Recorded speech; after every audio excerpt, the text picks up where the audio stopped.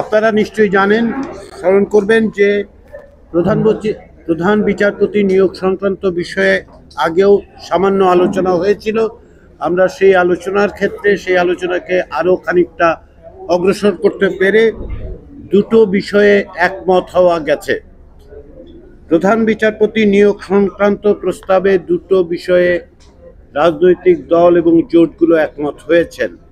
এর একটি হচ্ছে যে সংবিধানের 96 অনুচ্ছেদে যেখানে প্রধান বিচারপতি নিয়োগ সংক্রান্ত বিষয়টি আছে, সে সংবিধানের 95 অনুচ্ছেদের বিদ্যমান ব্যবস্থা পরিবর্তনের ব্যাপারে ঐক্যমত্য তৈরি হয়েছে। অর্থাৎ প্রধান বিচারপতি নিয়োগ সংক্রান্ত সংবিধানের যে অনুচ্ছেদ, সেটি বিদ্যমান ব্যবস্থা পরিবর্তনের ব্যাপারে রাজনৈতিক দলগুলো একমত হয়েছে। যেটা দ্বিতীয় বিষয়, সেটা হচ্ছে রাষ্ট্রপতি আপিল বিভাগের বিচারপতিদের মধ্য থেকে প্রধান বিচারপতি নিয়োগ করবেন। কেননা এখনকার বিধান অনুযায়ী রাষ্ট্রপতির এরকম কোনো বাধ্যবাধকতা নেই যে তিনি আপিল বিভাগের বিচারপতিদের মধ্য থেকে প্রধান বিচারপতিকে নিয়োগ করবেন। কিন্তু রাজনৈতিক দলগুলো এ বিষয়ে একমত হয়েছেন যে এই সংশোধনীর মাধ্যমে পরিবর্তনের মধ্য দিয়ে এটা নিশ্চিত করতে হবে যে রাষ্ট্রপতি আপিল বিভাগের বিচারপতিদের মধ্য থেকে প্রধান বিচারপতি নিয়োগ করবেন।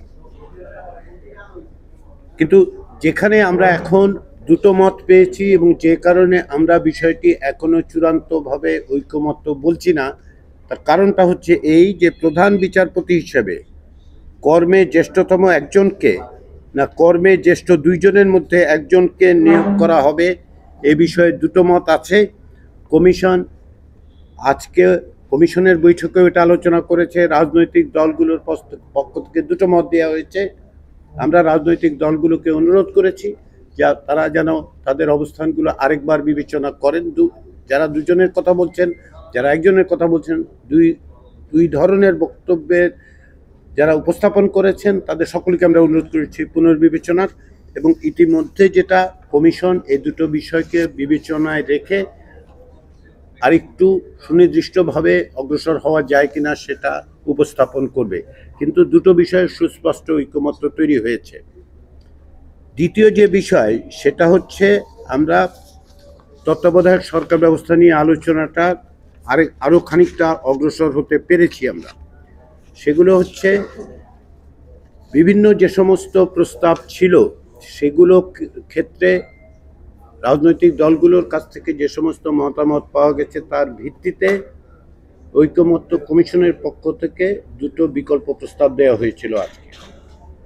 এই দুটো বিকল্প প্রস্তাবের প্রধান দিক ছিল এই যে তত্ত্বাবধায়ক সরকারের প্রধানকে নিয়োগ করার ক্ষেত্রে